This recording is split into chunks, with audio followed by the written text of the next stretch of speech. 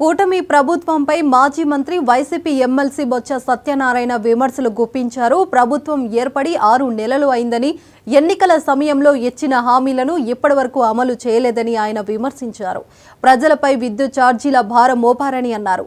విద్యుత్ ఛార్జీలను పెంచడం ఎంతవరకు సమంజసమని ప్రశ్నించారు. రాష్ట్ర ప్రజలపై అప్పుల భారాన్ని పెంచుతున్నారంటూ వైసీపీ ప్రభుత్వంపై దుష్ప్రచారం చేశారని, కూటమి ప్రభుత్వం గత 6 నెలల్లో చేసిన 70,000 కోట్ల రూపాయలు అప్పు ఎక్కడికి పోయాయని ప్రశ్నించారు. పెన్షన్లు తప్ప ఒక్క పథకాన్ని కూడా కూటమి ప్రభుత్వం ఇవ్వడం లేదని మండిపడ్డారు. సమాజాలు కానీ లేకపోతే లాసెస్ కానీ లేకపోతే అదనంగా పవర్ పర్చేజ్ చేయడం వచ్చిన అది కానీ అవన్నిటిని కలిపి దాన్ని 15,480 కోట్లు వస్తే ఆ డబ్బుని ఇప్పుడు తీసుకొచ్చి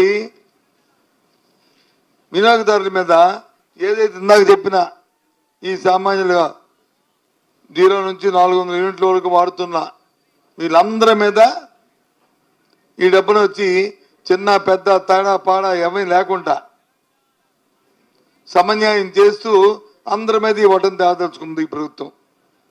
ఎంతవరకు సంబంధించిన ఆలోచన చేయండి. అడిగితే అడ్డగా బుకాయిస్తున్నారు. ఏమని బుకాయిస్తున్నారు?